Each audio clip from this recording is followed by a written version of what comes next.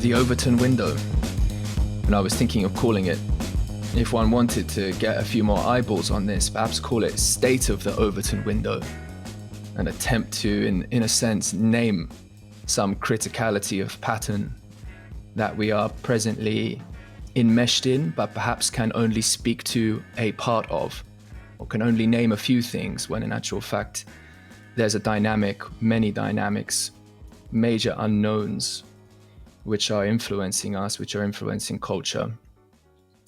And it struck me that you're maybe the person I'm most excited to actually learn about the meaning of the Overton Window with. I think we can speak to it from a number of different levels. At the base level, level one meaning is something like the Overton Window is the limit or the range of politically acceptable good opinions, things which are appropriate to speak. Comes out of political theory. People are talking about the range of policies that a politician can endorse, or they're too radical.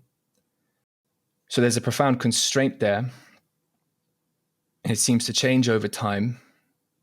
It seems particularly important to relate with the meaning of right now. And I heard you discussing it the other day in a conversation with O.G. Rose briefly. And so I'm curious how you've been thinking about the Overton Window and what levels might be most interesting to discuss.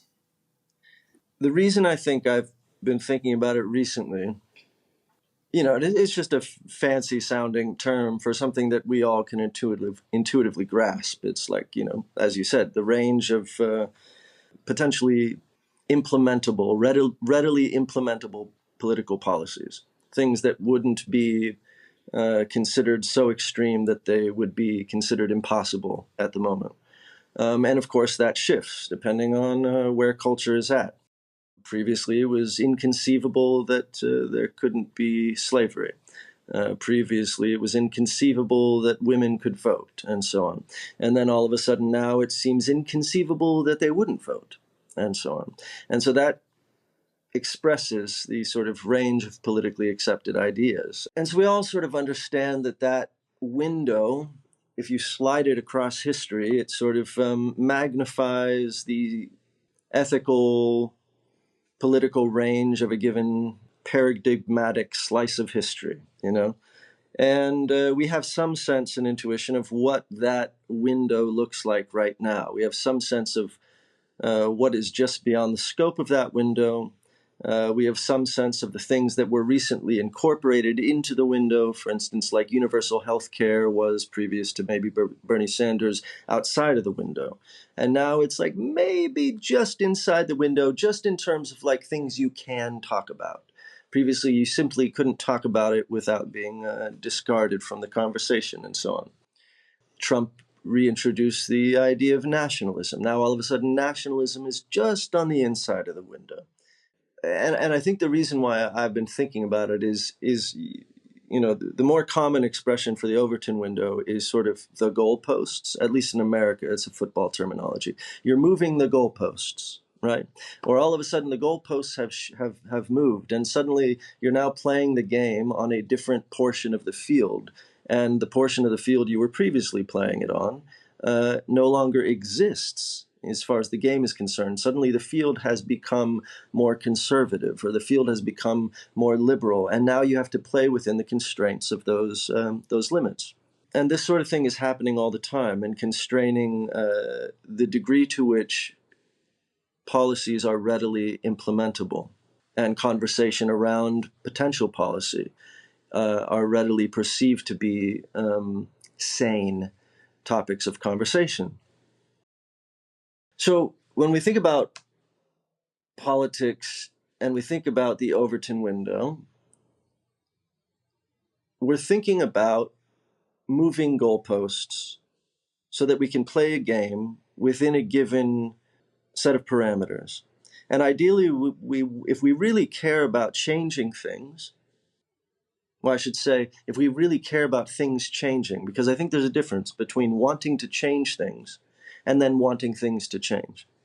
It seems to me, coming from the left, that the left really cares about changing things, not as much about things changing. So if we really want things to change, then we're very interested in the parameters of the game of politics moving toward our sort of teleonomic gaze, right? Where we want things to go. We want the range of acceptable discussion to move in that direction. Of course, so Joseph Overton, the namesake of this idea, worked at, I think, the Mackinac. Of course, it was like a libertarian think tank. And the idea was that the way you get the territory of the game to move is that you pull on it from the extremes. You bring up ideas, it's doing this, you pull up ideas that are far outside of the window, and you point to those ideas that you know are not acceptable and not possible, but you use those as leverage points to pull the field of game, the field of play, in that direction. So you intentionally bring up things which are on the extreme, which are not possible in the here and now in terms of implementable policy, but you bring them up intentionally to move the field in that direction, knowing full well that the goal, the actual goal, is not to arrive at that extreme position overnight or by skipping a bunch of steps, but to intentionally bring up something that is so far out of the scope that it moves the field toward in that direction, if that makes sense, right? So it's like abolitionists are a great example. I was thinking today before our conversation, so if abolitionists were to say, no, I will only vote for a president who promises to abolish slavery because that is what I believe, that is my essential position, then Abraham Lincoln wouldn't have been voted president because he did not promise that. If you are against the idea of voting for a lesser of two evils, then Abraham Lincoln wouldn't have been president.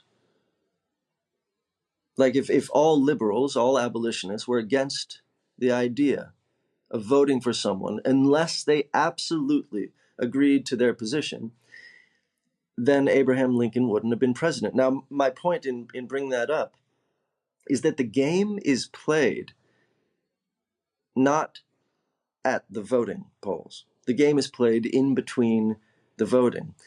And I think what's at stake here is you are either the player or the played. So policy, we can think of policy, enacted policy, as the score or the ongoing tally of a game. And we can think of voting in an election as voting for where that game is going to be set, where the goals of that game is going to be set. It's not the game itself, it's just voting for where the goalposts are going to be during the state of play. The game takes place in between the voting. So when you're voting for, and this was, by the way, Joseph Overton's idea. In fact, I have a little quote here that I thought would be fun. This is from Joseph Lehman, who was part of the Mackinac Center for Public Policy, and his contemporary, his colleague. The most common misconception is that lawmakers themselves are in the business of shifting the Overton window. That is absolutely false. Lawmakers are actually in the business of detecting where the window is and then moving to be in accordance with it. Now, who moves the lawmakers, right? What moves the lawmakers? And I would say that the game is played. So if the game takes place in between voting, the game is played by moving the politicians, by moving the lawmakers. And you score by changing policy. But you do not score by electing the lawmakers. That's to completely confuse the game. All you're doing when you're electing lawmakers is deciding where the goals are. And then you begin playing. And I think that both the left and right have completely missed this point, and that makes them the played. Because what happens when you think that the politicians represent the game is you essentialize what is fundamentally instrumental, and that's politics. Politics is an instrument to get to where you want to go. It is not an essential feature of the spirit. It's instrumental to the desires of the spirit. And when I see extreme positions, so let's go back to Joseph Overton, right, and the Mackinac Institute, right? They're like, you know what? We're libertarians. We want to get to X, Y, and Z. How to get there? Well, let's promote this far out idea that's beyond Z, that's in the next alphabet, and drag the slider up to X, Y, and Z. That's the whole idea, right? Now you have people, and by the way, what do these think tanks do? Well, they try and get stupid people, you and me, to believe that the next alphabet is the only course, is the only thing that's okay, and get us so emotionally hooked into the next alphabet that we're unwilling, actually, to have anything else. So we essentialize what is fundamentally instrumental, which is the taking up of extreme positions. The taking up of extreme positions is an instrument rather than an essential feature of our spirit. It's an instrument to get to the zone of spirit that we find to be correct. And just coming back again to the abolitionists, if they were to say, no, I won't vote for Abraham Lincoln because he is not pure enough, he has not promised us that he is going to abolish slavery, that would have been fundamentally mixing up the instrumentalization and essentialization of politics. What you do is you say, I'm going to vote for this person who is the lesser of two evils. Now I've set the game. Now I play. And the playing, by the way, are the social movements, you know, and that can take the form of a number of things, think tanks and political propositions and so on, that really we're engaged in. And so removing the mindset of you know, taking up the mindset of playing the game as opposed to being the played, or as opposed to being the spectator, and saying, well, I'm not going to vote then. I'm only going to take part in the game, in the playing, which is another thing people do. Well, if you're only going to take part in the playing of the game, and which is fine, you know, a lot of people, like a lot of like pure of heart liberals especially, would be like, I'm not going to vote, but I am going to take part in the social movements. I am going to move the needle. Well, that's great. But what you're foregoing is having a say in where the goals are in the very game that you care about playing. So if you don't care about where the goals are, but you just want to play, then you start to smell like someone who only cares about changing things, not about things changing. You just want to play. In fact, if you only want to play, maybe the best thing for you is that the game is set up against you, so that you can't win, so that you always have an infinite game of struggle within which to play. And I think that that's part of what we're dealing with in you know, this sort of state of society, which is experiencing in some ways, comparatively to history, a bit of a struggle drought.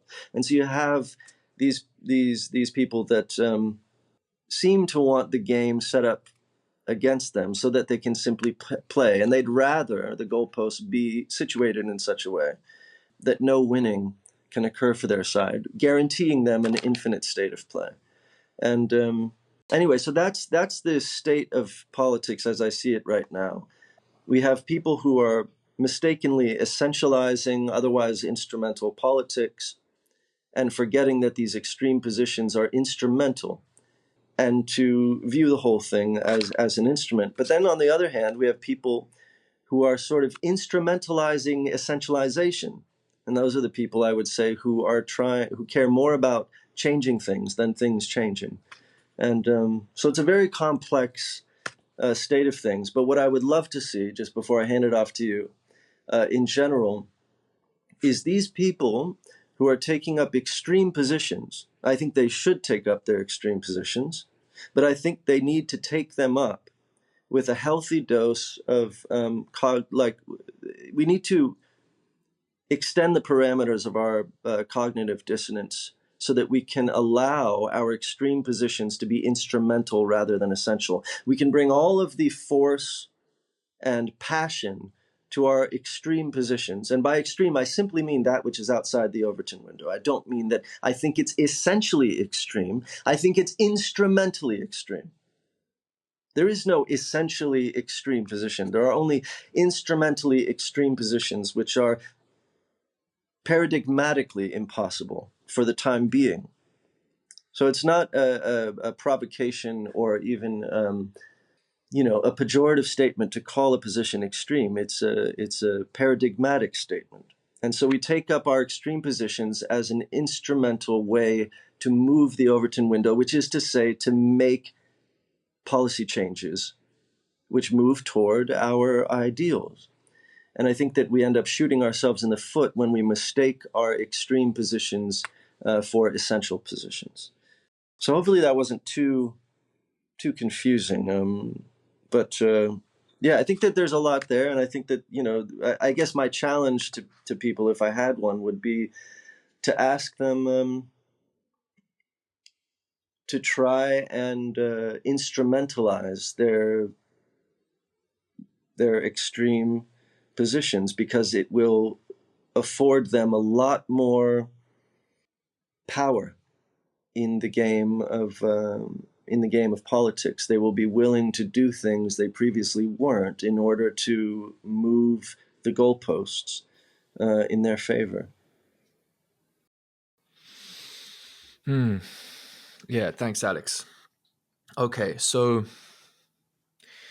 I feel as though imagistically and intuitively I'm with you. I feel also the need to clarify whether some of the references I'm about to make are accurate according to the frame you've just shared. Would the moment of the vote be the crystallization of where the goalposts are for a particular game, i.e., the window within which a particular party in power has capacity to make policy? Yeah, I mean, I would say, it's the crystallization. I would hesitate to say the crystallization, because these politicians, as we say, can be moved, Right. and the game takes Even place within within the game. within the game, right? So the invitation here is very much to adopt a perspective that recognizes the nature of change, the dynamism, the participation in shifting and the movement of opinion, policy, in the context of paradigms of understanding that also shift. And so any crystallization would always just be for a moment, but there is, I guess, part of the image of the goalposts. It does seem as though the process itself of psychologically engaging in the kind of transformation of perspective that would be akin to becoming accustomed to a new landscape, a new field, is energetically taxing. And so my sense of it is that people do walk around day to day with a relatively stable sense of where they think a particular game is being played. And so I'm particularly interested in the kind of the energy associated and the nature of participating in that, in the transformation itself, and then the kind of steady state that would naturally seem to be there, which crystallization might be a bit too fixed of a term. There's definitely a continued movement. But would you recognize at least there's a kind of ebb and flow to the way this plays out in just civil society and how people relate to each other at the level of identity? Or in a sense, is that a bit of is that even itself too much of a danger from your perspective? How much energy put toward the effort of participating with the nature of the actual dynamism that's implied in what you're speaking about? How much is that necessary? How much is that possible? It's kind of one way my mind would go, right? And I'm very much from the perspective of wanting to open up the possibility for relating with the fluidity of things. But I also recognize that even for the sake of understanding, there's these efforts at sort of clarification, and it's kind of like, okay, the boundaries shift, and then the body and the identity is like, okay, where are the boundaries? Where are the boundaries? Let me just bump into those a couple more times. I want to feel secure and safe again. And so that's part of what's motivating me there. I think I understand the essence of the question, especially the last bit that you said. I mean, I think the moments of crystallization, I think, are the enacted policies themselves, and even prospective policies, things that are being voted on, and so on. And in other paradigms, edicts and so on, in monarchies, and enacted law of whatever variety. It's funny, we don't like to give a lot of credit to law for the shaping of our sense of personal morality or ethics, or the scope of our acceptable behavior and so on. We like to think, again, that those behaviors that we all take for granted are rather essential, and are things that have been discovered through entirely natural processes and revealed as, the spirit to the seeker, that we are ourselves precisely because we have found ourselves in some naked, essential state, and that's the state from which we are behaving with one another. But the extent to which our behaviors are actually shaped by acceptable discourse and law and status anxiety, and our fear of, being ostracized from the group to which we belong, can't be overstated. Like, I'm wearing a shirt right now because I don't want to, because I just I just subconsciously want to fit in. I want to sort of do the thing. I would have worn a toga back in the day because that's what would have been the thing and would have been acceptable. And I'm using language that we find acceptable, and I do that all day. And we're constantly modifying our expressions and behaviors in subconscious ways to conform to the good graces of the group to which we belong, and the extent to which those behaviors are absolutely essential to the character of our spirit, I think is far more minimal than we'd like to think. So the aggregate effect of our laws form, I guess, sort of crystallization points, and we can think of this the cultural sort of like glacial movement as a sort of layering of sedimentary edicts by which we modify our behaviors. So I don't know if that answers your question to any extent, but again, it comes back, I think there's a danger in presuming that the way that we behave is free-flowing and parameterless and without crystallization, without molestation by law. Our behaviors are very much shaped by what our tribe thinks is acceptable, and always have been. And it just so happens that that the parameters of acceptance are largely inked in some form of law. A lot of them are also unspoken, and that's another conversation. I mean, the Overton Window also applies to the sort of unspoken laws of custom and so on that are sort of more implicit. And I think that's a that's a worthy topic for the Overton window as well, and that's also constantly shifting, obviously, as well. But the two are in conversation. Right, exactly. The two are definitely in conversation. And in a sense, the maybe process of describing the above the surface dynamics that might eventuate in a policy shift, or the kind of influence that then orients people to vote for one candidate or another, and maybe to essentialize them. And so, if I can use that term, try to use it correctly, to essentialize, let's say, one candidate would be to vacate one's own participation in the context that's the the actual interaction between the ideas or the values themselves, and essentially to project all that energy onto the particular candidate. And you're sort of switching off what it would mean to participate in actually metabolizing that in a more integrated way, by which I mean to actually bring one's actual psychology and relations into the process, in a sense, rather than all be facing the TV screen. We might be turning to face each other and to actually contemplate and relate with what's going on.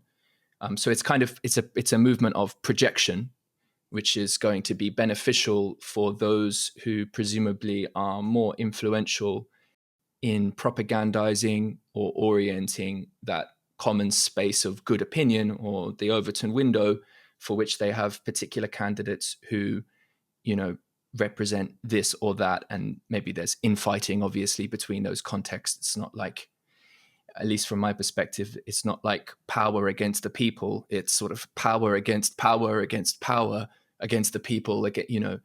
And so, okay, so that seems like it's tracking you all right. This conversation then between that which can be more readily named as occurring, whether in the news cycle or as part of a political dynamic, and then the more inherent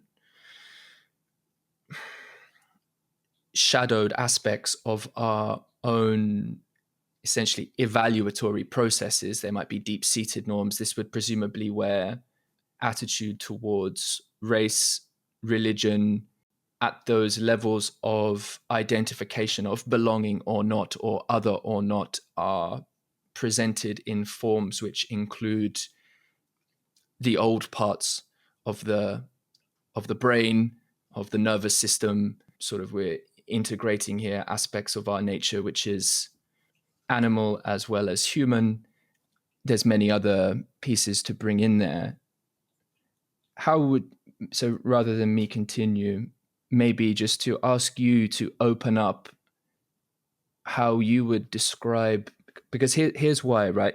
It would seem to me that but actual participation in the movement of the Overton window in a way that you might support or advocate for, certainly I would move toward advocating this, that we cultivate the capacity and believe it worthy and necessary in some important sense to actually attempt to metabolize, receive, sort of listen and receive, and perhaps think about and share in the context with others whether or not what we're seeing is what someone else is seeing, whether or not what we're caring about can be received as something we value by another. In that sense, to actually engage in the kind of relational process where we come to closer touch with the reality of what we are claiming to care about with our opinions and expressions, which then enter the flow of conversation at the above ground level, where it's still appropriate and inappropriate maybe to advocate for certain things, but they come out in packaged memes which are metabolizable by the memes on Twitter, by the memes on Instagram. People can more readily identify where someone stands on the landscape, but presumably to actually participate, one wants to actually consult with and relate with the depths of what it is that's drawing one to identify or value this and that. Otherwise, in a sense, one's been perhaps instrumentalized only by the ongoings above the surface. Both of those processes are fraught. For instance, and they both imply one another. What else would you say about the nature of the relating with the Overton window of one's, in a sense, what one permits oneself to think, and maybe that's immediately mediated by one's close relations and is felt in that way. But it does seem to be at the core of this a very radical kind of psychological and spiritual work. And it is energetically demanding and I would say uncommon. And so, what does that mean in the context of actual participation, if you know what I mean? Yeah, well, it is fraught. So let's assume that someone is to take the Overton window seriously in the way that it's meant, and they want to be a very political creature, and they want to have an effect. And so what they do, and they're taking it very seriously, they understand the way in which it was meant, and they understand that the extreme positions are to be instrumentalized to move the Overton window in their favor. What that would mean is I would take an extreme position, knowing that I'm instrumentalizing that position in order to move the Overton window rather incrementally in my favor, toward my spirit, let's say.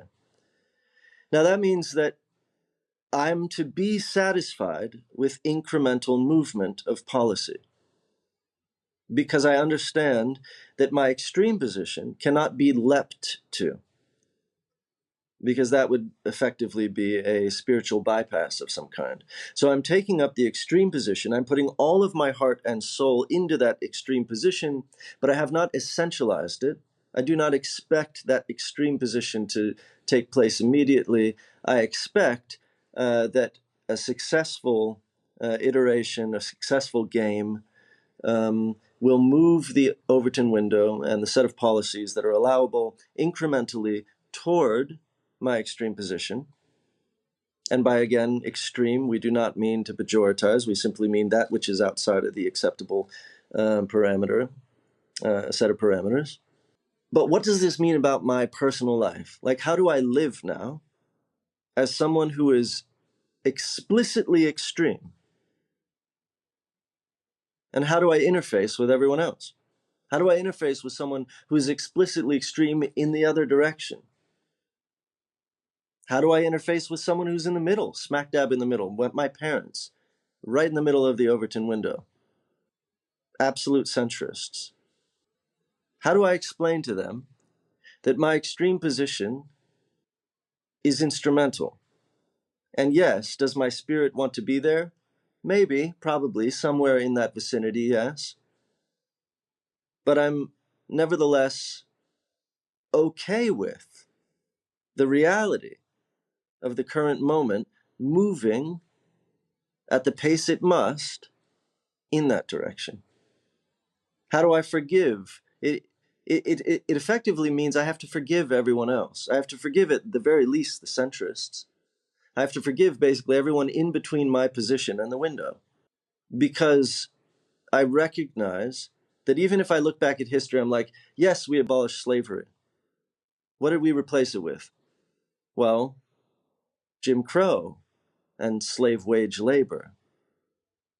Was that a monumental shift? Materially? Maybe not. Maybe it wasn't as monumental as we think.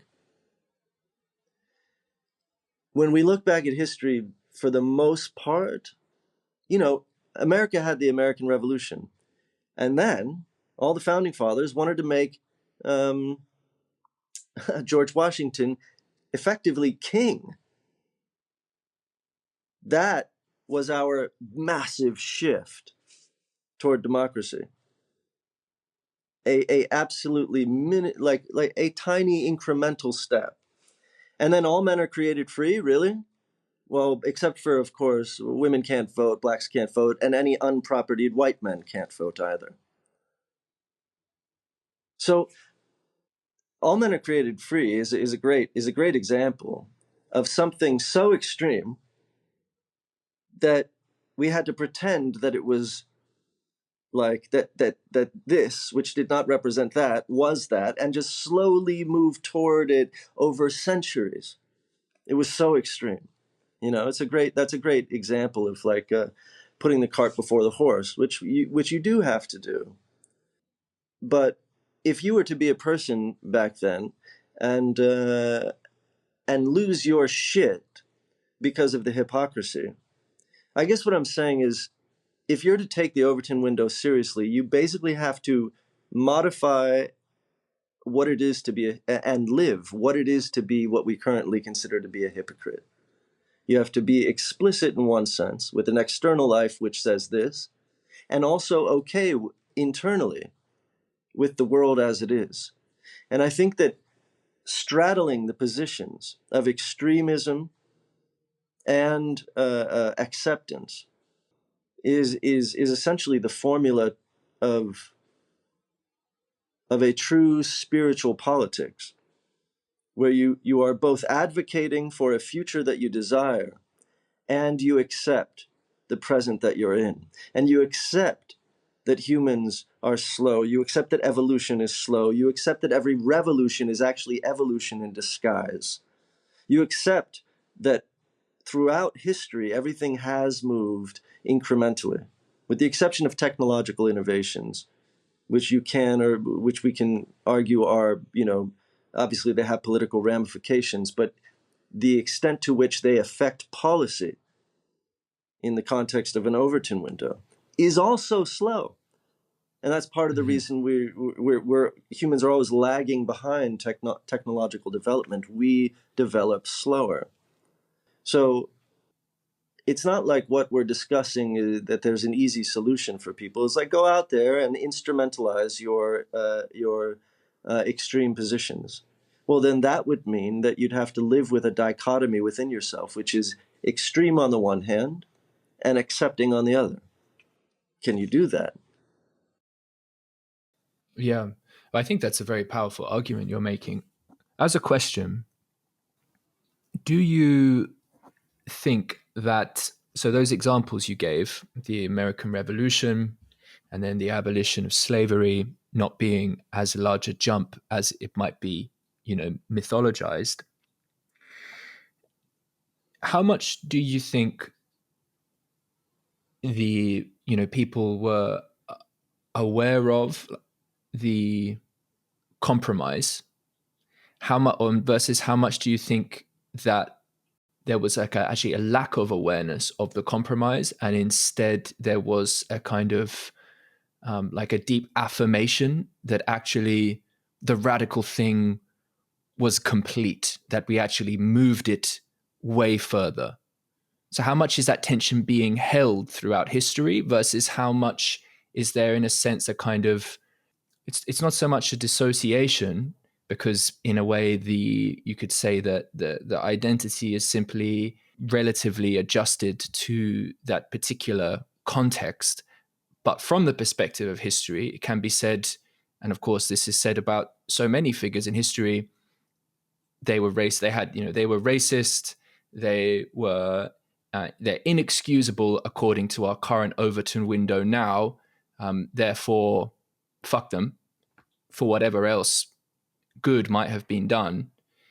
I'm curious how much, I'm curious again from a psychological perspective, whether or not what you're advocating for here in terms of ultimately people to be able to metabolize the tension of being on the one hand radical and on the other hand accepting of slow movement. How much do you think that actually played out versus how much was there a kind of delusion about that Yeah. Well, I think that, the more time passes after a historical event, the more the event is sort of chunked, and we lose nuance. There's informational loss with distance. So the glow of history chunks these events into far more binary baskets than I think those events were experienced in real time. With the glow of history, of course, and the eventual turning of minds, which took many, many, many, many, many, many, many decades after the Emancipation Proclamation, people were able to say, oh, like roundly, that was great. That was huge. That's a good thing. But at the time, not only was the country split, a large part of the North was ambivalent. The abolitionists made up a small fraction of the political landscape. And there are plenty of arguments that Lincoln actually wasn't actually fully for abolition, but sort of used it as a political gambit. I would imagine that the abolitionists of the time, and I haven't actually done research on this, but I would deeply bet that the cogent abolitionists of the time were like, okay, our work has just begun.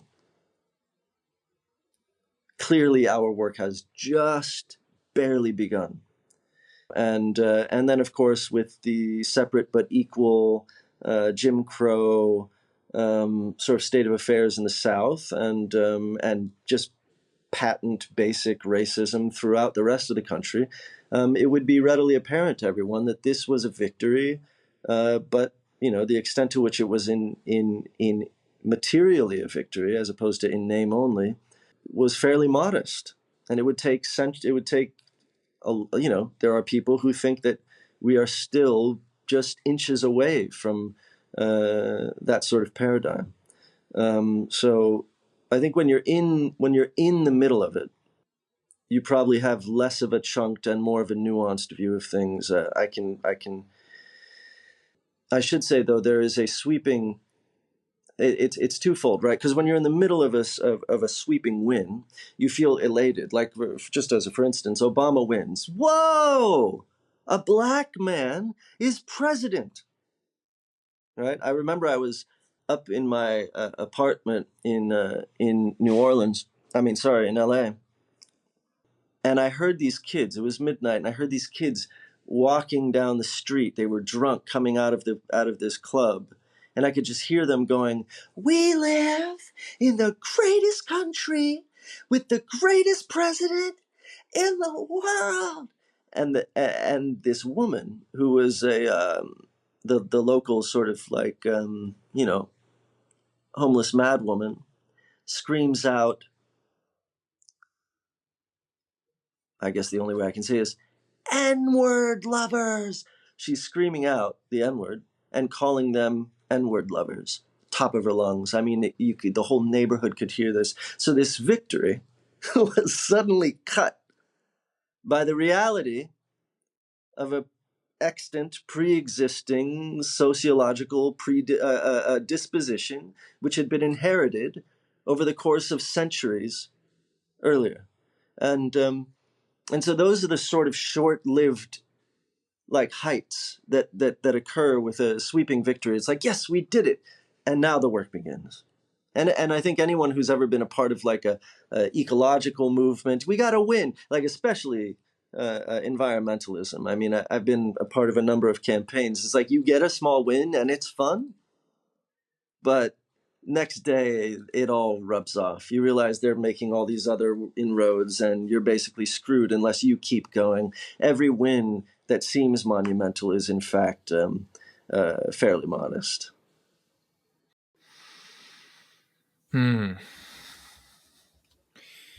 So I'm wondering if it might be interesting to potentially switch gears, and in part, I think that can be done through opening up the psychological perspective and moving from there into much of what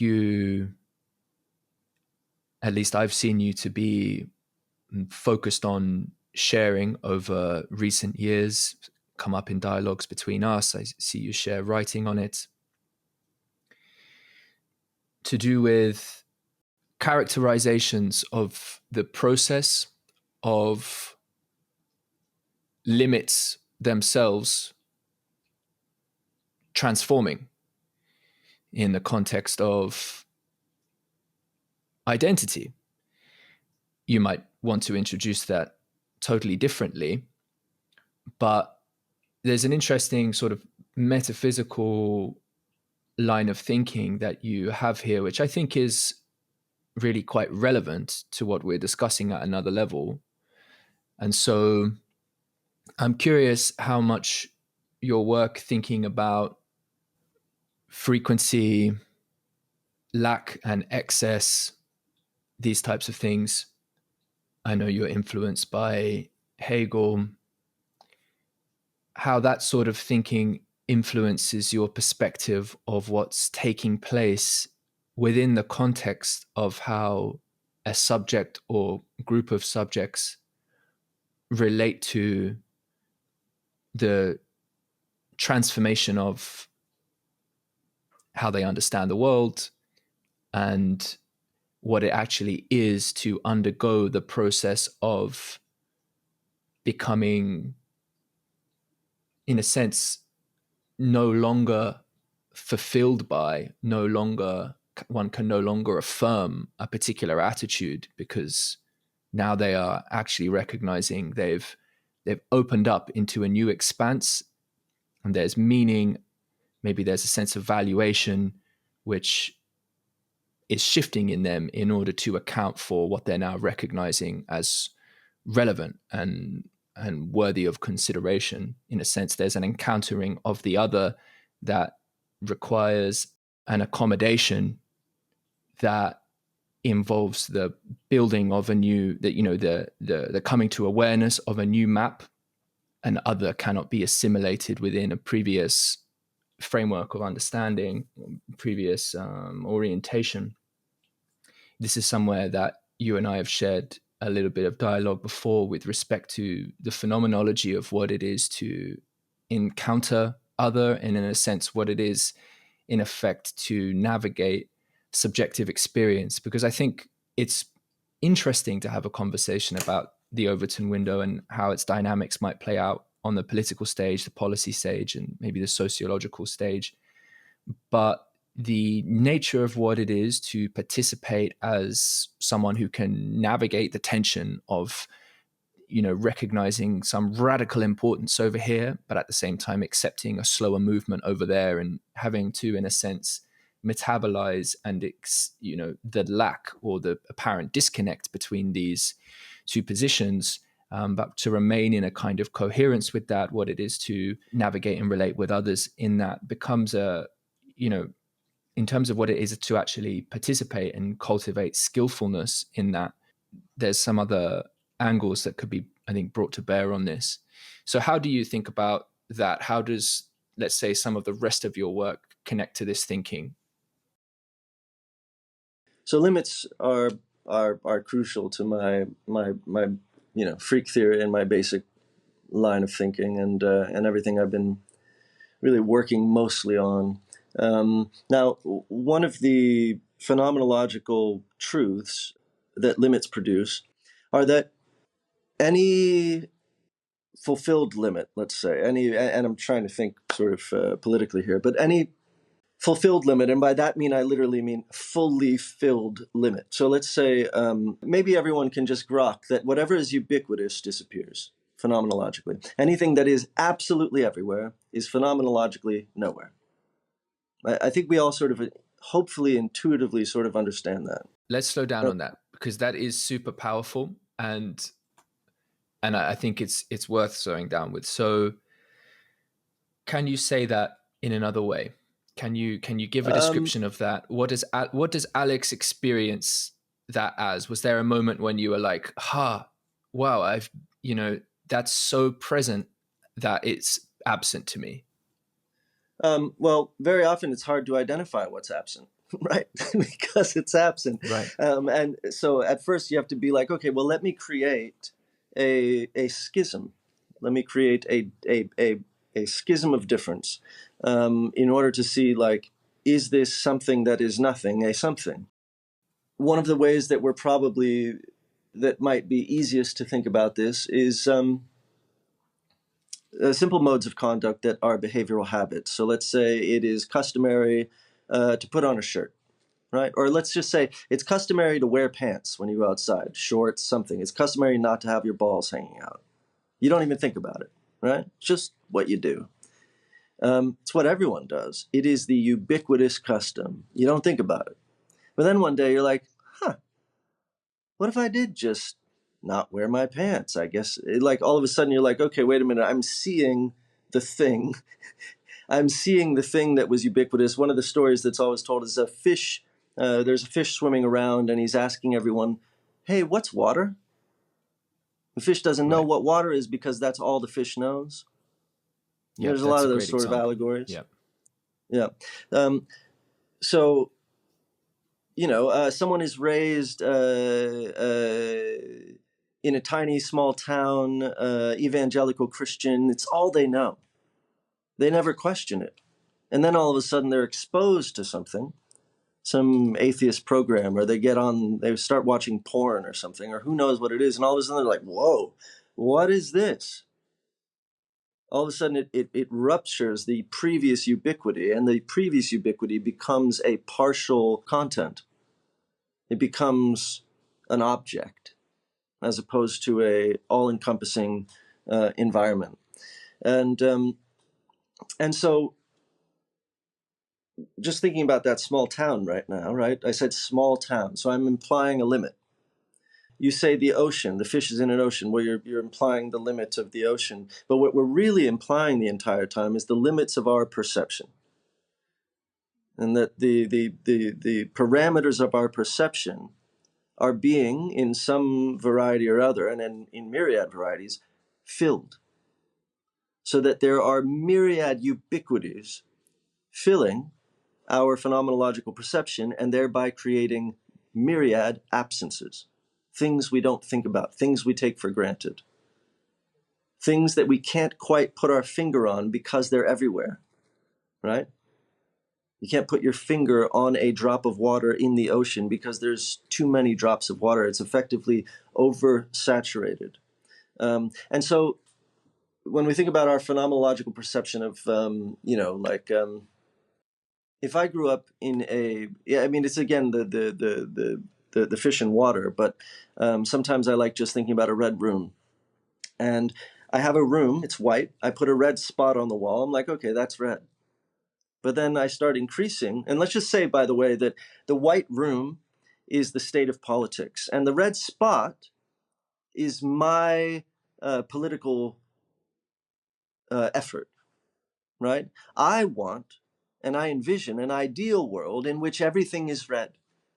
Let's just say, in which all people are equal, right? I have a progressivist ideology. And so I begin my progressive march, and I make a giant red stamp on the wall. I'm like, that's progress. Let's put another one. Boom, another stamp. Progress again. This is going well.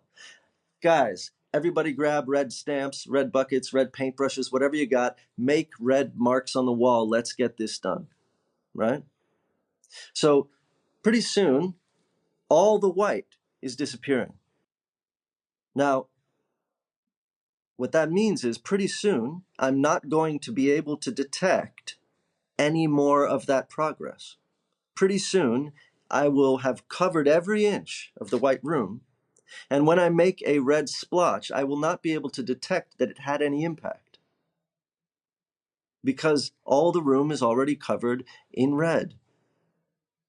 And so effectively, the moment that happens, that progress, or I should say the effort of that progress, goes absent. And you now just simply live in a red room. That is your new baseline. That is your new normal. You don't any longer even recognize it as progress. Similar to the women who said, we need the right to vote, And everyone's like, that's a weird idea. And they're like, boom, red dot on the wall, women's right to vote. And then it was so everywhere that now nobody can think of a world. Well, plenty of people can. There's people on the alt-right extreme, right, that would prefer women no longer have the right to vote. But most of us can't think or can't really imagine and think it would be pretty strange if suddenly women didn't have the right to vote, right? Because it's now ubiquitous. So again, that which is ubiquitous effectively, phenomenologically, sort of disappears in that it becomes a sort of non-state. There's no differential with which to compare it to. It is the state of things. Now, imagine that you have this white room, right? And you really like putting these red dots up. I mean, it gives you a sense of purpose. Each time you put up a red dot of progress, you're like, this makes me feel special. I have meaning. This is important to me. And every time I put up a red dot, I feel a sense of enhanced identity and belonging and meaning. My life has purpose. Now, how would you start to feel as you start to realize that there's no more space left to put a red dot? And that now the rest of your red dots are going to be redundant. You won't be able to, they'll have no meaning. You might phenomenologically begin to feel trepidation about the completion of your goal. Because the completion of your goal will mean the disappearance of all the sense of identity and struggle and meaning that you had associated with putting red dots in a sea of white. And so I think that a lot of the progressive movements of today, for instance, when we're talking about limits, there's a limit to the ontological space within we can progress any one given idea, because at a certain point, it will saturate a given political space. And I think that there is a subconscious recognition of this, and that what the progressive movement largely over the last, I would say, 30 years has done is to reorient itself in such a way that they ensure that there will always be new white rooms, that we can invent new white rooms. They don't have to pre-exist. We don't have to be born into a world in which there's a bunch of white rooms we got to paint red. If we run out of one white room to paint red, we'll just invent another one. And we'll say, that's a white room too. What? That's a white room? I didn't even know that room existed. What is that room? I haven't seen that room before. Oh no, it's a new white room. In fact, that white room is worse than the other one. We got to really paint that one right now, right?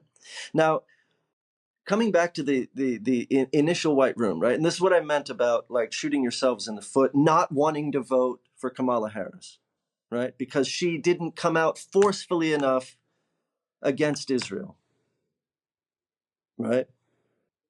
Even though, Trump literally would suck Netanyahu's dick if he could. He loves the Zionist program. But Kamala, who has denounced all of that, is not denouncing it quite enough, so I'm not going to vote for her. Now, why would you psychologically do something like that? Well, one of the reasons might be that you have identified yourself with the cause and you're experiencing fear and trepidation about completing your white room, about saturating the space of your political protest to the extent that suddenly you might not have something to protest against. And that is scary because you've come to fully identify with this particular protest. This particular protest has brought you friends. You belong to an in-group now. You guys go on every weekend. You go on protests. You eat together. You have a sense of meaning and belonging. If you sabotage this election and Trump gets elected, you will be able to continue this protest indefinitely, and you'll continue to be able to meet up and have these really almost like religious affiliations and these senses of meaning by ensuring that you do not saturate the limit and complete the phenomenological sensation of this particular movement. So that's one way in which I think about it. I think that we have an implicit tension with saturating political desires, because we really are in a sort of a struggle drought, in which there are only our true struggles are few and far between. It's not like, comparatively, it's not like back in the day when you could literally throw a stone and just hit some inordinate, like apocryphal imposition of derelict will on the people. They're just everywhere. People are being suppressed and oppressed, and just kicked in the face and raped, and just all of it happening on your doorstep. Things have changed, and what's amazing is that there are a lot of people who really hate the idea that things have changed for the better. And now, why would that give us? Why would it give us anxiety that things have changed for the better? Well, because we don't want to lose the sensation of our struggle, because struggle really gives us, it's really the primary portal to meaning, especially in a sort of Judeo-Christian framework. And so that's one way that I think about limit, is just in terms of the saturation of progressivism. In fact, I think that woke is a reaction to progressivism. It is much less a reaction to conservatism. The retribalizations of woke are a classic conservative move, where they're re-essentializing the positions of various people. Where back in the day I could say, well, I'm colorblind. Let me just take a few moments to really sense like where I'd like to go in response. You brought up otherness, which I do have something to say on, if you'd like me to speak on that before, because there may be a way in which Sure. your comment on otherness. So the basic operation of the mind, as I see it, and as it's sort of like predictive mind theory, active inference, and definitely freak theory. Think about it, is that knowledge acquisition and sort of the transformation of something into an object, which is, in my sense of the word, a schematized artifact of the external world. So, and by schematized, I mean, this is an apple. This is a shaker. I know what this is. It has been schematized. It now has, it exists within a category. It's done. I don't have to think about anymore, what is this? And when we encounter otherness, we're basically thinking, what is that? Right? And we want, and the brain, that's not an energetically efficient state for the brain to live in. It's bleeding energy. So the brain wants to collapse the disparate aspects of that otherness and categorize it. So of course we sort of, like turn everything into a readily schematized object, collapse it, put it in the brain, and our brains basically exist. Our sort of state of subconscious operation exists using that energetically, if more efficient paradigm of the schematized object. If we encounter a prediction error, so we predict, like every time I see, if I encounter, I mean, this is a fairly strange shaker, right? Let's say this is the only shaker that I ever see. And I'm like, okay, that's a shaker. Looks like a light bulb, makes a sound. But then I encounter this. I'm like, wait, what is this? Looks like it's got hair. Almost looks like a Jamaican person. Like, what is this? Like a hairnet on top of a gourd? And then eventually I decide, oh, no, this is a shaker. So I accommodate it into the same category as this.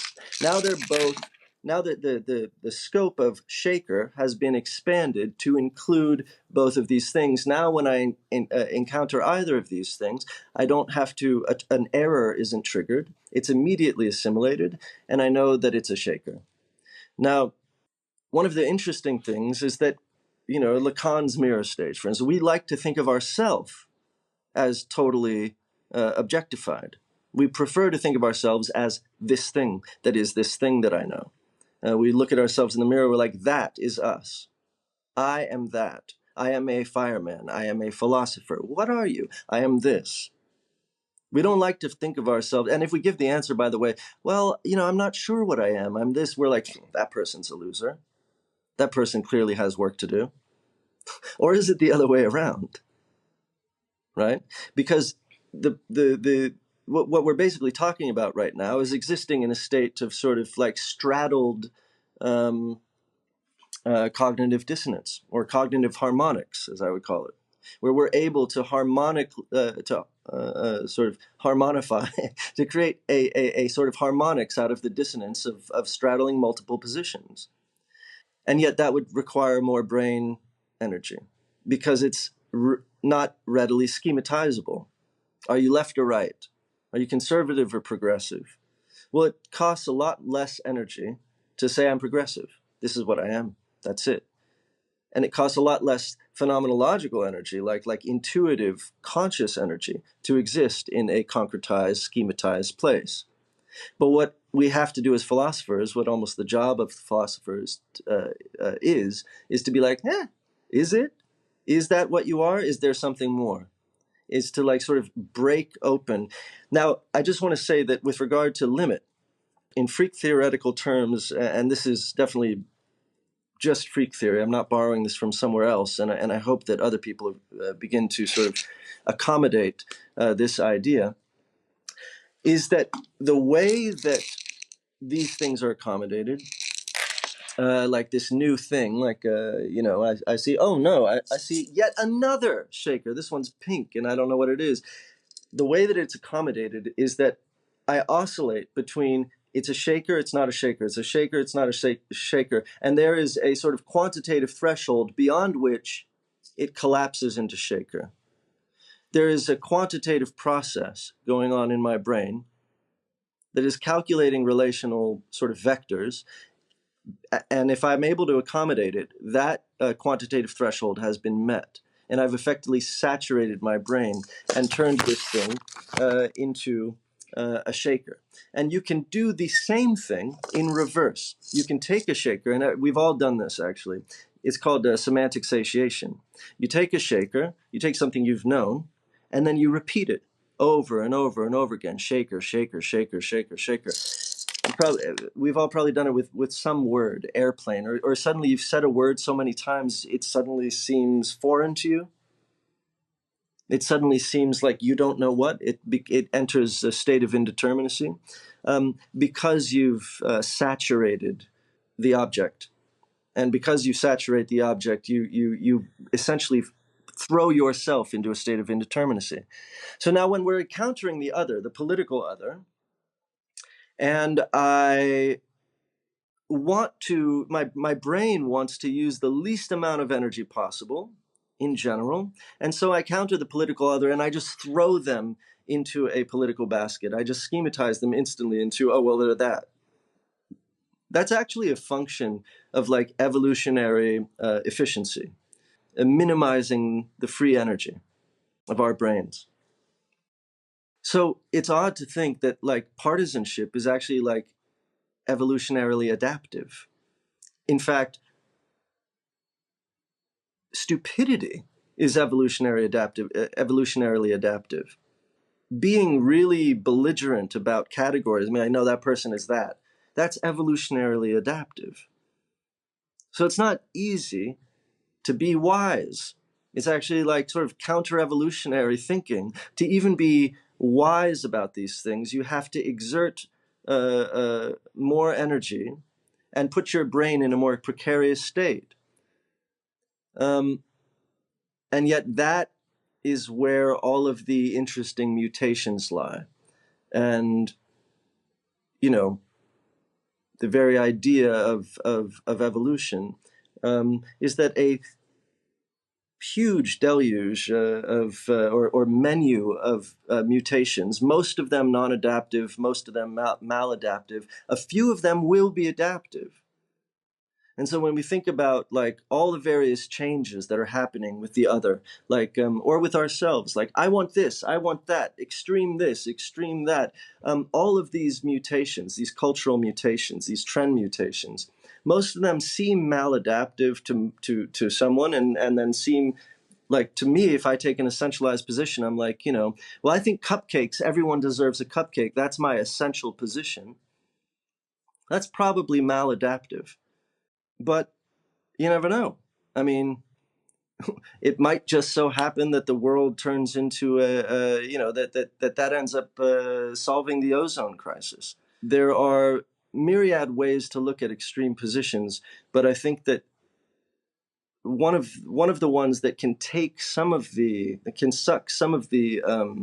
fundamentalism out of it, where we're really at odds with otherness, is where we view otherness as essentially an unschematized object, and that the person that is saying, "Well, I don't exactly know what I am," is a more accurate reflection of the underlying operations of states of being.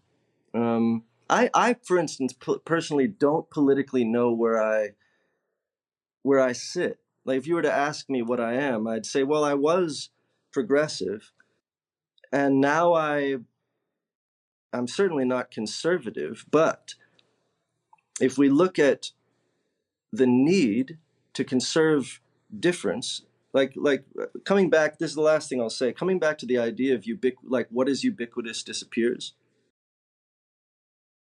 If we were to truly arrive, and this is why I say woke is a reaction to progressivism, if we were to truly arrive at a state where everyone is the same, well, or let's just say everything is the same, like, just to be really hyperbolic, we would experience nothing. We would experience nothingness. And, you can see this in the cosmos, these great sort of like dispersions of energy, which create this sort of dissipation of energy, which creates a uniform sort of nothingness, which we call entropy.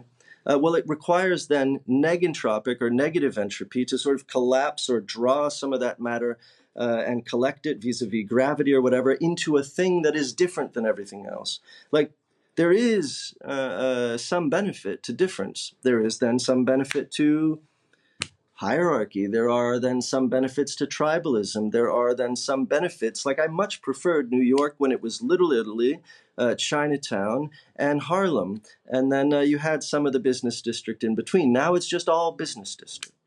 Well, that's no fun. So there is wisdom to difference, and everything is sort of this interplay between the sort of dissipation of entropic liberalization of pockets of energy, where we want to liberate pockets and have everyone sort of like mingle, and then the urge to sort of quadrant off and be like, no, this is this. And by the way, when I say woke is conservative, I really mean it's probably the most effective conservative movement in modern history. They have effectively essentialized or re-essentialized phenotypes. Whites are whites. They can do nothing about it. They have to accept it and acknowledge it, that they're whites, and they have to acknowledge that they have white privilege. Blacks are blacks. And then created a whole new subgenre of or subcategories of being, LGBTQ plus and so on, and that those are essential to those people, not incidental, but essential. And I can no longer, as a straight guy, dress up as a woman, because I'd be appropriating an essential group. Whereas used to be, just 15, 20 years ago, I could do that. I could transition in between. But now, ironically, the sort of trans movement has reconcretized an essentialized nature, and you can no longer transition in between unless you are transitioning because you are essentially moving somewhere, so you've essentially identified with a destination. Anyway, I've said too much. Yeah, there's a lot there. I definitely won't be able to I've said respond. Way too much. Yeah, you can cut a lot of that out. I was going too much. The thing is that I don't know all of. I'm just riffing with you here. So oh yeah, of course. Yeah. So What's kind of going on here? In a sense, I'm attempting to feel out where we might both resonate in a deep place of alignment. And from that place of alignment, one which we might not be recognizing, although taking for granted, to incorporate some of the thinking you shared. Although in a sense we are recognizing it. We're sort of performing our recognition that there's sufficient alignment for us to enter this process together. And so how conscious one is of one's performativity, this is, there's a line of interest I have in that, because my experience is often, in fact, recognizing, accepting that I'm communicating at multiple levels at once, and that actually I, for the most part, treat others as though they are also participating in that kind of process. Now, often that isn't the case, or at least that couldn't consciously be brought to bear. An example might be, for instance, recognizing that you might be having a conversation with someone that's explicitly about this thing, but actually you know that there's these deeper patterns that are moving you in relation. And so there's, in a sense, an awareness that what might be being spoken about at the surface has these much deeper implications.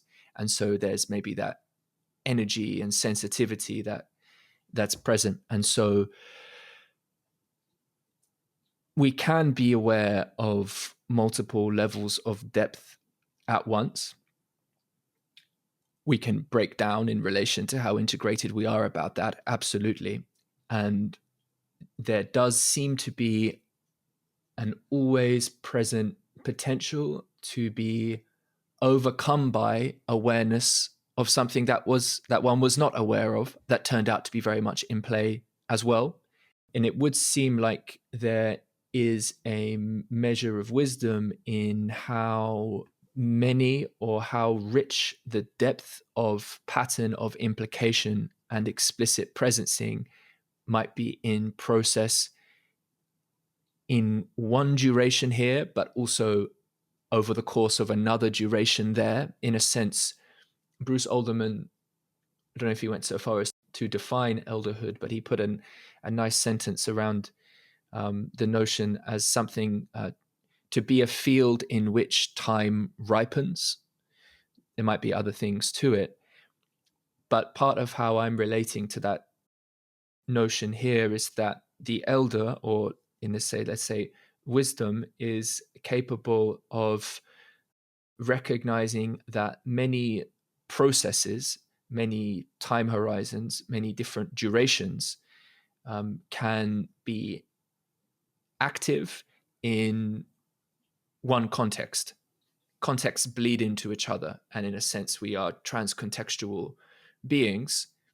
The elder is able to relate with the child and to be something like, well, I can see that maybe this kind of risk you're taking is appropriate because you need to build the strength to wrestle or to balance or whatever it is, but that might be just too much because the risk of you destroying the possibility to live later on is too high, and maybe the child is not so much aware of what they might be in process of relating to over the course of their whole life, and might be very much caught up in that particular moment. So there might be a sense of awareness of this interaction here is actually having these implications there.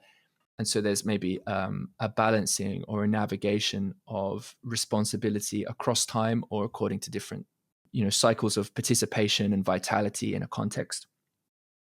So when I say so I'm tuning into a place in which I can sort of meet you in a core place of alignment, to the degree we can do that would be then to relate with where there might be some uncertainty or perception of difference. Whether there is or not, we'd have to get closer and to exchange back and forth to see whether or not that shaker's a shaker or is it something else. Now, the reason I say that is because that would be to bring to presence, and this is in effect then an exemplification of the kind of effort which I would put to you as involved in or ought be involved in how we relate to the context of participating in in basically like sort of transvaluation or the formation of Overton windows together. Your example of a red dot in a white room progressively filling it, part of the implication there to me is that, well, actually, there are also other rooms to the house. And in fact, there's a garden out there, and there are other things that matter. There are other colors. And you've been so overcome by wanting to fill and complete this value that you're holding to be dear, that you maybe are, completely overwriting the value of what white contributes to the gestalt, but as well, there could be lots of other factors. And so how to become aware and reconnect, and the way you spoke about that as a kind of a religious move in a sense, I think is relevant. Maybe one has entered a process where they've come through and I've felt the world and I see injustice and I have this value and I want to write it in this way, and now I can strategize with people how to do that, and we build rituals around that, and there's my identity and I belong, and now it's like a third person process I'm belonging to. And what's being lost is a kind of connection and an interaction in the broader ecology, which I think about in terms of a second person field. And that's where the real relating with the other in effect happens. And that's where I also think about the process of, I spoke to John Vervaeke about this as kind of like the formation of valuation. OG Rowe's been speaking about something like this recently as formulation. For Vervaeke, it may well just be a kind of relevance realization, although he, brings in he's speaking about that in other contexts too. And so one of the things that I've been naming in relation to that is a kind of the notion of a praxis of ecology, which is in a sense the kind of the richness of the real meeting in relationship, where the ecology is basically standing in for, in a sense, it's kind of the, Dave Snowden speaks about messy coherence, the notion of coherence and mess. I feel you can pick it up in a few different places. Nevertheless, there's a kind of a coherent mess to ecology as such. Things are eating each other, but they're also cooperating, and there's beauty, but it's also a bit terrifying. And it's all, it's in a sense, assimilation and accommodation is nonstop. We haven't yet crystallized into what we spoke to about then what might be projected on as the third person Overton window. Okay. So a lot of then what becomes relevant is to the degree we can, so there's sort of shifts here, and this is where for me the metaphysics does become quite relevant. I don't know if we're necessarily going to get there in this conversation in the time we have. It might warrant its own opening for a full conversation. What I often return to as important is what is the nature of relationship that we are always already participating in, that makes possible, in a sense, has a sufficient continuity to it, such that no matter the difference, let's say at the political level, and of course sometimes the difference is so much that we can't hold attention, and bang, we ain't returning to the only continuity we can know together is you kill me or I kill you. In a sense, there's a kind of an order to that as a process. It's on, right? But to the degree there's a possibility of returning to valuation together, opening up to what each other cares about, sharing a care for mutual care, then what is it about the nature of relationship that makes possible the capacity to return to that, to communication as a kind of commons, as a kind of always already nature, identity, with which or through which we can sensitively stay in the process, or at least meet the process. Maybe then we have to retract, but then we come back together, stay in the process of mediating exchange. In a sense, it's that kind of compromise that you're speaking about at the level that's the distinct from the radical orientation. It's a kind of a return to relationship. Music is an potentially interesting example. one might in a jam go this way or that way, and presumably there's a way to evolve, in a sense, the baseline or whether you want to say rhythm or whatever the feel is that's holding the collaboration together, but there's plenty of room for variance. It seems to me that the nature of experience for me has been that there is, whether it comes through as whether one wants to say at the level of life, sort of life existential or biology, but phenomenologically, there's a sense in which there is relationship, continuity, coherence, the very possibility for connection. It's like the metaphor is something like a spring. There's something like a cycle where water rises again. It makes possible a sharing. In a sense, there's a vitality that vitalizes me, which is of the same vitality that vitalizes you. And it would seem like in the context of the political system, to the degree that there cannot be shared recognition of vitality, a shared vitality, then that would be, well, actually my vitality is over here and your vitality is over there. We're now no longer possible of becoming a political unity at the very least. That's kind of what I'm pointing to in that move. And, I can say a bunch of things from like a dynamical sort of like a process relational sense of what it is to kind of ground or understand what it means to participate in that. That's where I'll talk about modes of orientation and what have you. It would seem to me that in your work, what freak theory pictorializes at the very least is that there is in effect a through line of vitality. You could say a through line. So we won't go so far as to say music, but at least like there is something essential, in effect, that is, there's a source of the essential to return to. Like, how do you make sense of that? I'm not trying to talk about something that's like some sort of substance that, oh, there it is. It turns out we're all lit up by this definitive eternal form or whatever else. But I've always thought about this as, from a processual sense, it's like the breath returns, if you know what I mean. And the through line of that vitality is transcendent of named values, and yet it's also a wandering point of orientation that allows, in a sense, the like quality and quantity are bound together in an interesting way. And essentially I'm trying to speak up on, in a sense, on behalf of a kind of a vital or dynamic quality which makes possible the quantities to, in a sense, like connect at all. I don't know how much that sentence makes sense, by the way.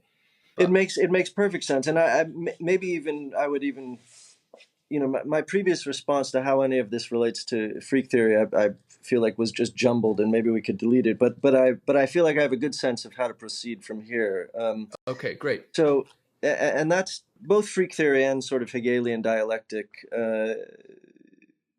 The idea of the formation of unities is that there are relational processes that, within given parameters, within limits, and by the way, those limits aren't spatial. Those limits are relational.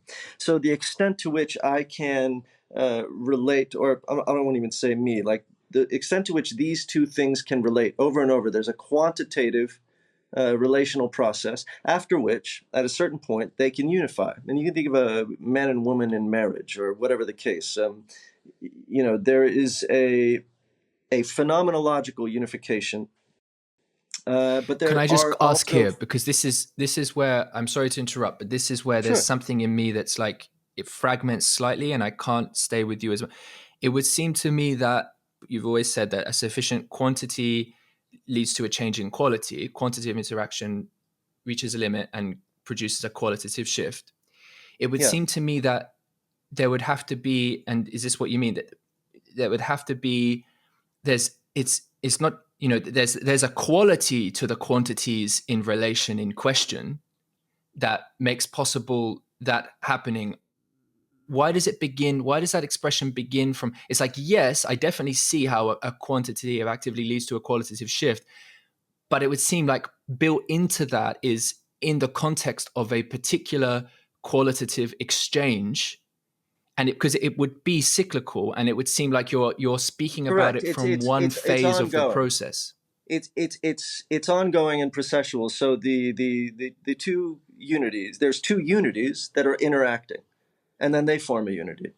And then those unities, that unity interacts with another unity, forms another unity. So it's Absolutely. always, but what defines a unity is its indivisibility. And what indivisibility really represents is indeterminacy. So if we go back to the white room and we say, okay, I have this quantitative process of red dots filling the white room, beyond which the amount of red dots becomes indeterminate.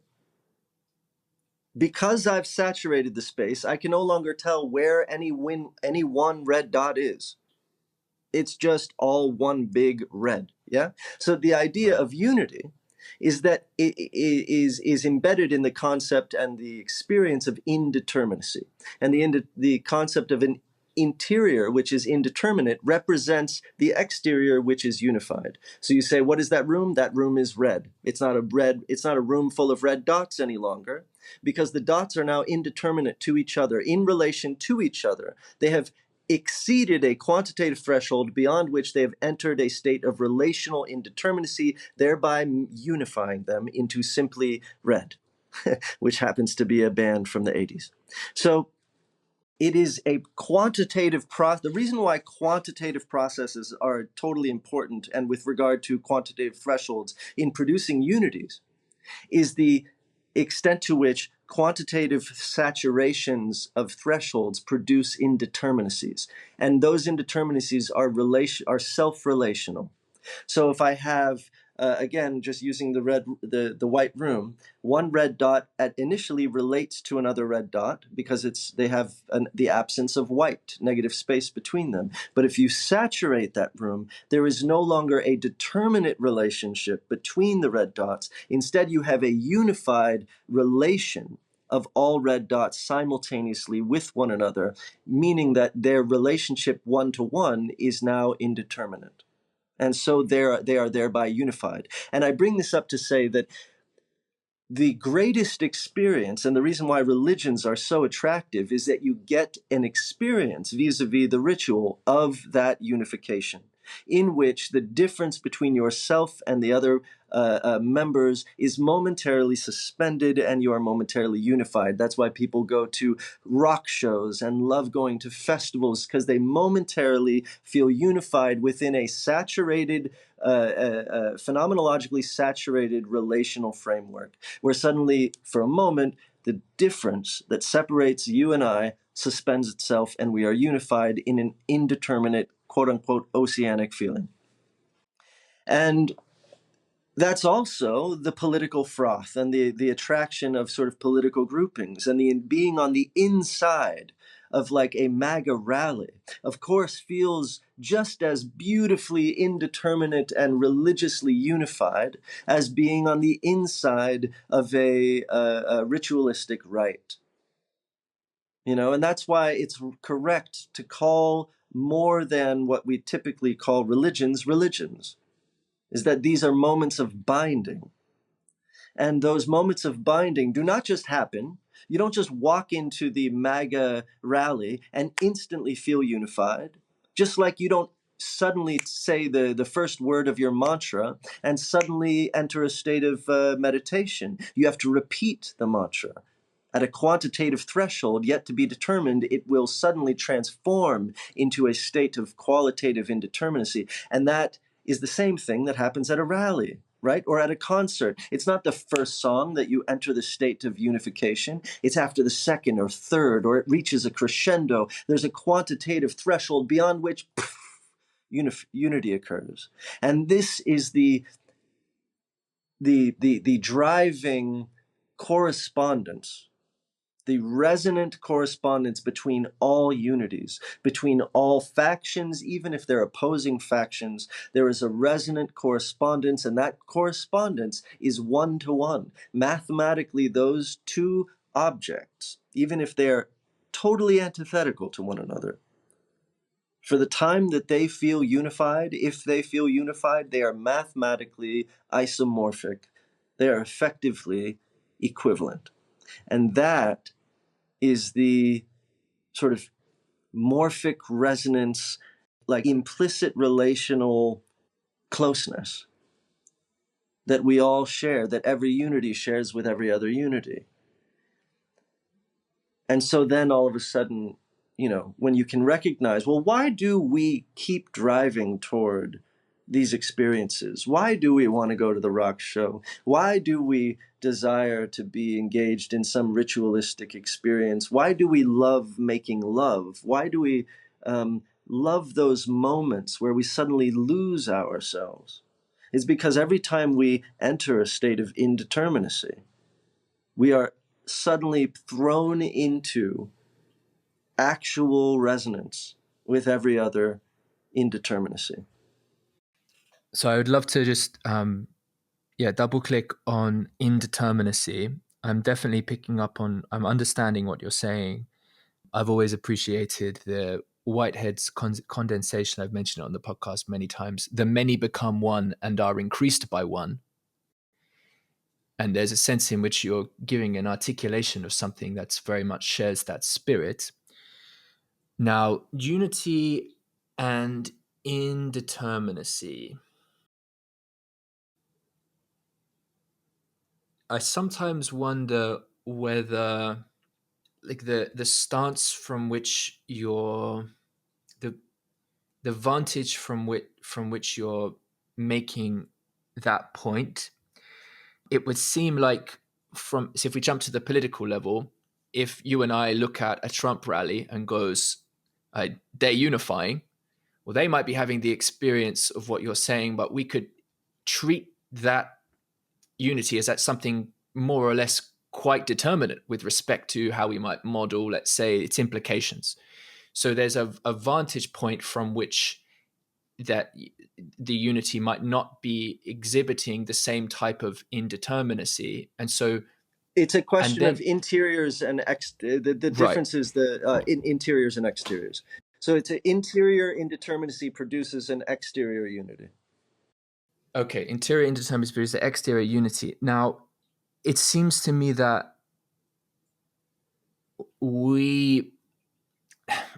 my perspective is we're sort of we have multiple interiors in a sense. We have, and in the partly because we're comprised of many relationships. And so often I wonder about how within ourselves or within the context of a relationship, we are both experiencing, in a sense, a unitary experience as both indeterminate, but also we can be aware of what it might be embedded in. And so in that sense, I wonder if there's like, because you can really, like, obviously you can really give yourself to something, and then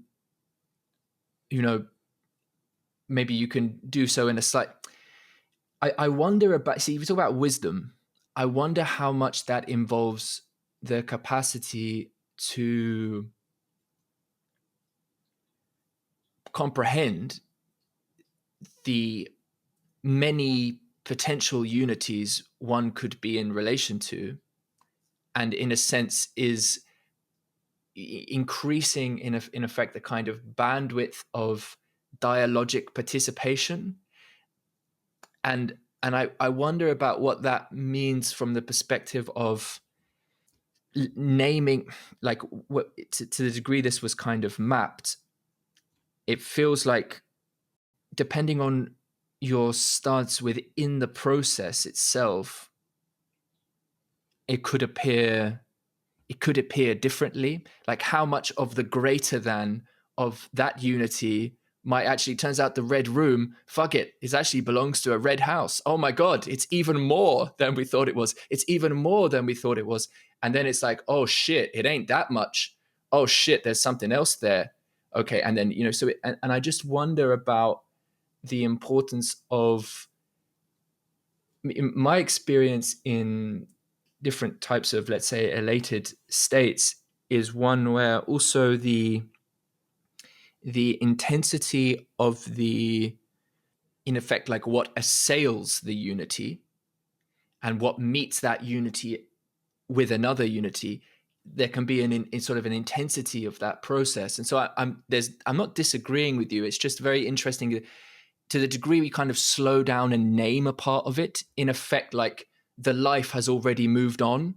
And so it's just part of kind of like naming a phase in a process relational, like dynamic, but what it actually is to undergo, let's say, a wiser mode of relating to that is going to re-encounter effectively, and say immediately, but it re-encounters the potential threat to its unity, or the unity's greater embedding, or whatever else, in the ways that I've just kind of characterized. And so I'm often sort of emphasizing, the modes of orientation, for instance, are characterizing the qualitative participation in that which brings itself to that quantitative dynamic.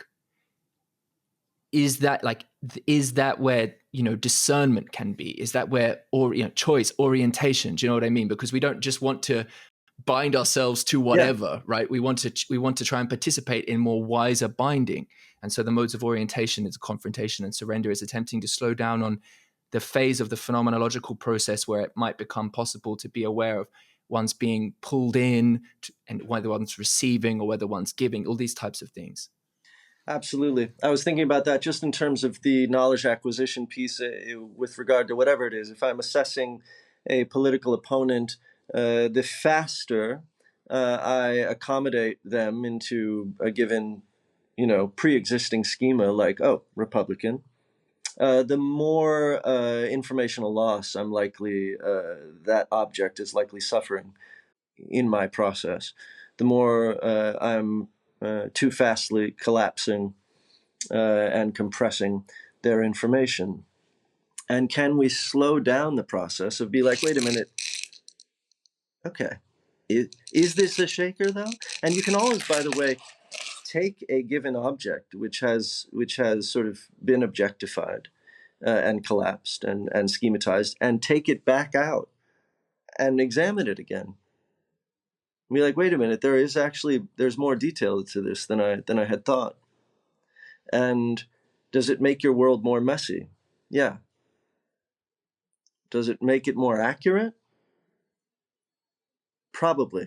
There was something I was listening to recently. I can't remember who it was. Oh, it was Donald Hoffman, and there was a bunch of studies that they had been doing,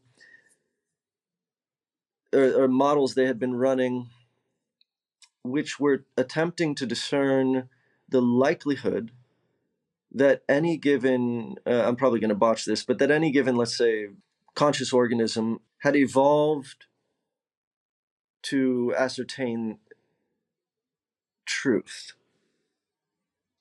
So I'm going to put this in my own language because I can't remember the language. But basically, so what's the likelihood that any given evolutionary sort of adaptive trait had been adapted because it had anything to do with ascertaining the truth about its environment, about its operation, and the probability was zero, he said, because ultimately truth has nothing to do with evolving as fast and as efficiently as possible.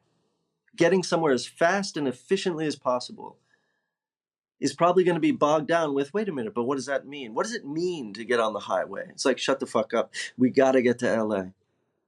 Let's just take the freeway. Don't worry about all the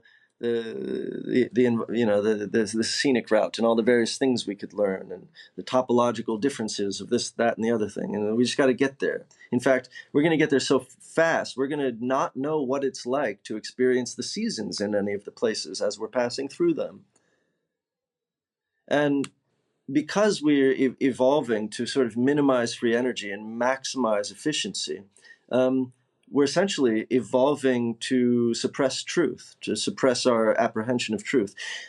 Which if you unpack that and then reverse it, it means that by being less efficient, by problematizing things, we're more likely to get at truth. By saying, hey, wait a minute, is this?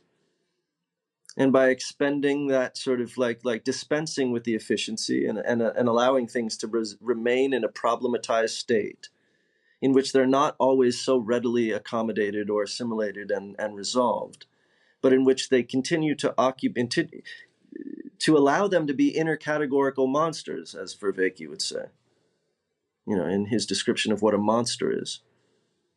But allow objects to be the intercategorical monsters that they really fucking are, right? Last thing I wanted to say, you were mentioning the relationship between indeterminacy and unity, and how's that work? I think that Daniel Gardner and I happened on a pretty simple sort of example of how that works. If I say, well, Tim, who are you? And you're like, well, I'm this, that, and the other thing. And you list a number of determinate things. I'm like, okay, well, then you're all of these things. I haven't unified you. And then I say, all of these things are Tim. And I say again, who are you? And you say, I'm Tim. That's all I'm like, that's all you are. That's me. I'm Tim. Well, then you've simultaneously defined yourself as a unity, as one thing. And now, because you've defined yourself as one thing, I can apply that thing. You effectively mean anything. You no longer mean a bunch of determinate items. Because you are simply Tim, you now evade determinate definition. Because you've unified into a single character, it's like, well, who is Tim? Tim is Tim. Okay, well, that means Tim could be anything. Exactly. Right? Now suddenly Tim is anything. So suddenly you've entered a state of potentia, which is indeterminate, whereas before you had defined yourself. So that's the relationship between a total unity and indeterminacy.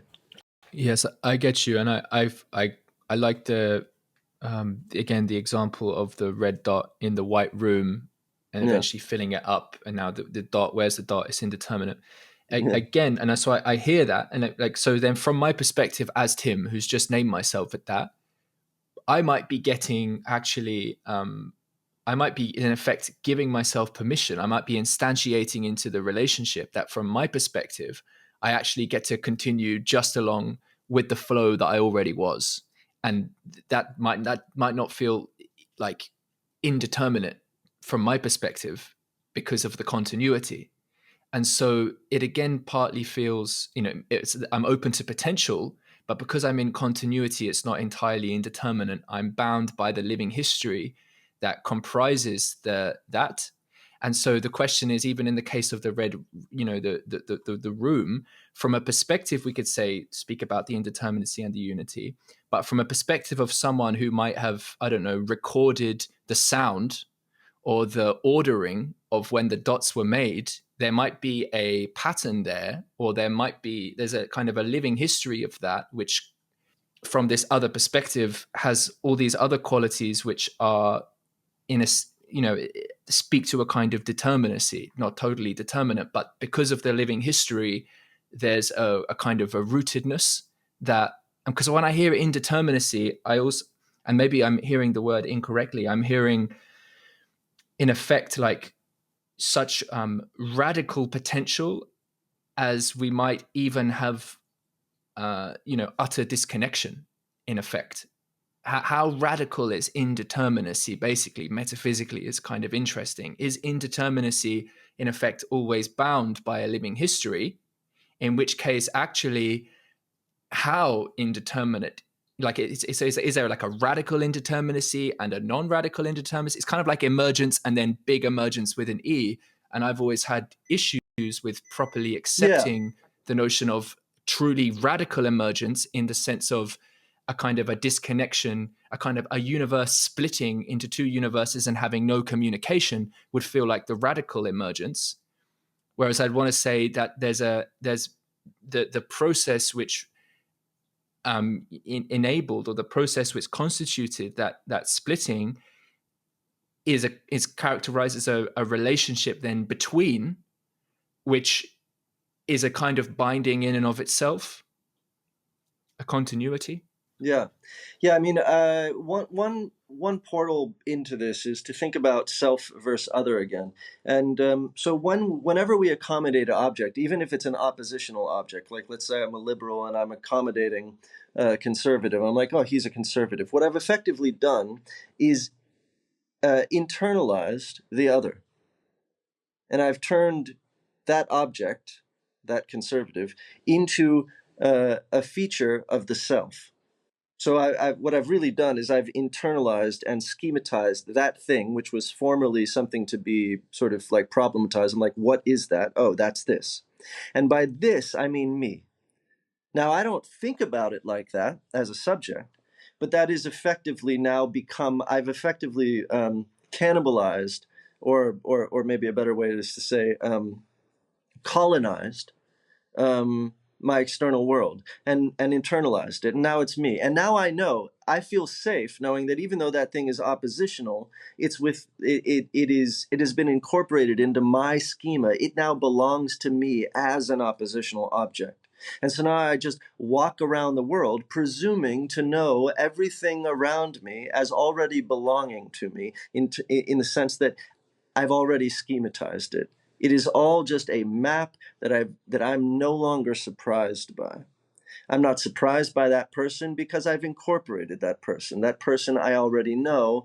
I have acquired. I think acquisition is actually probably the best word here, where I'm acquiring my external experience, internalizing it, and it is thereby mine. Now, when I do, and in that sense, when what the mind does, as soon as you've internalized it and made it yours, is it reclines into essentially subconsciousness, where we are in a state of automaticity. We're no longer really thinking in the sense that we think of the word thinking. Like we're no longer using critical thinking. We're just in a state of like highly efficient operation. And I would describe that in a certain sense, because every single object now is the self, and I've reclined into subconsciousness, that is a sort of kind of state of indeterminacy. But I think it is confusing to use indeterminacy with that, and I do appreciate what you're saying with like there is a sense of high indeterminacy where when I actually phenomenologically enter a state of indeterminacy where I'm like, I no longer can tell the difference between things because my parietal lobe has shut down because I've entered the zone or whatever, and I am just like everything is an extension of me, like in that Heideggerian sense. I am Michael Jordan in the zone, which suddenly now I become a hyperdimensional object to others. I become extremely determinate, like very different, like than all the other basketball players, because I'm now extended in my sort of like internal phenomenological ontology. But yeah, anyway, I just wanted to say that when we do obviously encounter an error, when we encounter true otherness that has not been internalized, that's really when we encounter the problematicity, I call it, and we get scooted out of our automatic state, and we actually have to grapple with the other. We're not actually grappling with otherness if we've schematized it. So the liberal is not actually dealing with the conservative, and the conservative is not actually dealing with the liberal, because they've already schematized the other. They already know the other. They're already operating subconsciously with regard to the other, and automatically. It's only in the curious cases where suddenly that is broken, and let's say, you're sitting on the side of the road and you've broken down and you're a militant leftist, and the only person that pulls over to help you is a militant rightist, and all of a sudden you have to confront the prediction error, which is that type of person wouldn't help you and wouldn't like you, and then you're getting along and you have to confront the error that you're getting along. And you have to either decide to accommodate it or play the fundamentalist and completely shut out the possibility that this is occurring. Yeah, I think that's an important point to draw this back then, maybe as we begin to look to close this out, because I think this now for the last hour, I think it's, definitely going to be for some people, obviously a lot of new terms and encountering some, thinking in the lab with materials that have been thought with before, obviously. But I do think that this is a genuinely valuable way and a critical way, really, of approaching actually the concept of the Overton window. To draw things back together is would take a little bit of work, but yeah, I mean, so one of the things is that one of the core messages here is sort of the invitations I hear you making, advocating for, is on the one hand to care radically about whatever the thing is that you care about, but also to accept what it is to enter the process of effectively kind of compromise, but not to not care about that thing. It's that relationship both between being radical and at the same time meeting the actual context of encounter or interaction that constitutes the transformation of what is actually makes change possible. And yeah, that's right. So the radical leftist and the radical rightist encountering each other, you've given sort of a practical example where it's not about meeting those radical memes that they're both for. In effect, it's not like, yeah, you're not waving those massive weapons at each other. You're meeting in a context that draws out of you the awareness of a commonality of valuation, of care that actually was beyond those particular categories that you initially had of the person. They exceeded, exactly. Yeah. And Dave Snowden, actually, one of the points he'll make in terms of the work they do with scaling change effectively through social process is the importance of connecting people who might have different opinion or radically different opinion in activities that maybe it's building a fence, or maybe it's, kind of, as you say, some activity which, nudges or offsets or, looking for the right word here, it's broadening the context, it's deepening the context of interaction so that the particular mimetic categories or energies don't enter the same type of frictionful process. And my sense is that, so Nora Bateson with Warm Data Lab, it's something similar, although Dave's critical of that when it comes to the possibilities for scale. But in that context, it is through interaction, human to human. It's sort of an opening to perceive the different stories and sharing of contexts that people experience in their lives, which creates this sense of opens an encounter of a sort of a trans-contextual encounter, and so the depth and the richness of the embedding of people. And so this movement, on the one hand, to both care deeply and also to care as much for the process of opening into that broader relational tapestry, seems so important. But it's a to build, let's say, a movement of appreciation around that is itself a kind of an interesting, well, obviously this is something I've been very curious about. Now, that would seem to me, I saw a meme attached to you the other day of a conversation you had. It might have been with Cadell. Perhaps I haven't listened to it. I don't know if it was for the Philosophy Portal, the inside of it, but the meta-political, was it? Mm-hmm. Something to do with that? That would seem to me to be towards the way, I mean, all of this has really been meta-political, but that would seem to me towards the way of the meta-political, which is in effect to care as much for the relational process of trans-contextual participation in valuation as such, actually to be able to receive the meaning of another's value, while at the same time to also affirm one's own sense of valuation into that process. And in the context of what we're experiencing on the world stage today at the moment, I mean, for all the talk of Overton Windows, there's plenty of things which would be very difficult to open up to talk about right now. You know, we're seeing riots in England, which, you know, obviously captures my attention as someone who was born there and has family there. There's a bunch of things which are bubbling up, which I think require an appreciation for a new mode, in a sense, of civic participation. And we seem a million miles away from there. And I'll be curious to see how your perspective and sort of political activity develops over the years ahead, because you certainly make more through your Instagram, more politically relevant, in a sense, comments than I do. And I just wonder how much there is genuine room for meta political activity versus how much the window for that might not be present enough.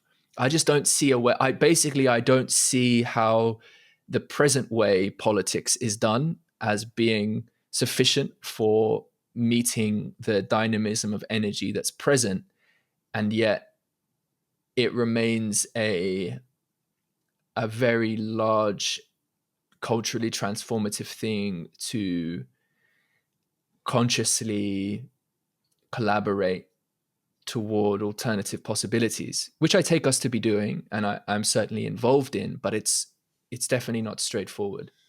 No, I mean, again, it's incremental, and I think that the process of postmodernist sort of disavowal of earnestness and so on is a a baby step that has upshots that people can decry and be like, well, you're not taking politics seriously and so on, and you're being really cavalier with concepts that could have like really horrendous implications if actually enacted.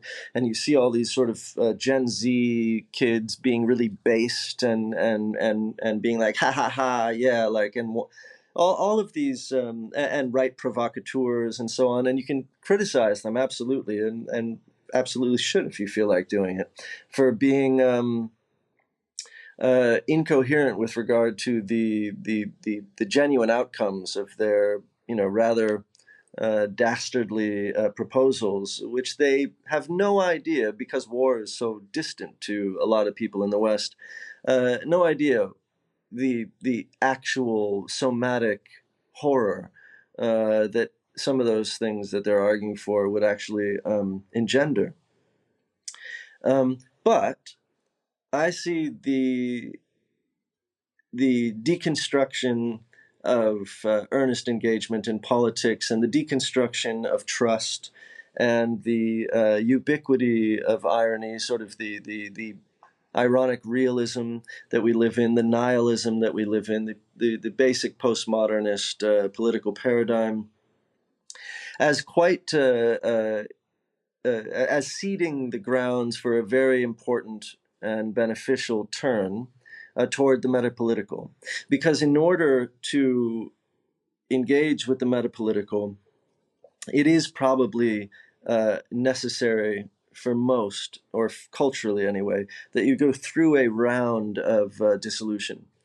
Because the dissolution pertains to the earnest engagement with radical ideas in which you conflate or confuse politics, which is instrumental, as politics, which is essential. And once you realize that politics is something to make instrumental, and you confront the implicit hypocrisy of politics as part of its core function and one of its features, and one of its positive features, then all of a sudden you can use politics in the way that it really was intended, which is as a tool to make change using the tool, and relieve yourself of the terrible pain of being so essentially engaged with something which is fundamentally instrumental and which is never going to behave the way you want it to. It's never going to leap over paradigms. It is always going to move through them. And once we confront that, there is a real pain there. That confrontation in and of itself is painful, and it can cause a lot of disillusion initially. But I think you can come out on the other side of that disillusion with a real understanding that, okay, number one, the right-left divide is actually mediated by the amygdala anterior cingulate cortex divide. What is outside is within. I myself oscillate between liberal and conservative impulses, as do everyone. And in fact, if you really take a look at liberal and conservative causes, you'll see that actually a lot of the liberal conservative causes are terribly conservative, and a lot of conservative causes are terribly liberal. And you can see that there is a dialectic on the outside in the political spectrum that is actually occurring on the inside within each of us. And that's the point at which you enter the metapolitical, I think. And then, of course, from that position, you have so much more, resonance with anyone else, because it becomes much more difficult to totally objectify someone else. Yeah. Well, thank you for your time today. Hey, it's been nice to share this dialogue. Yeah. I'm glad that you're diving into the politics stuff. Obviously, it's basically unavoidable in this sort of, at this time, and I think philosophy has a lot to bring to it.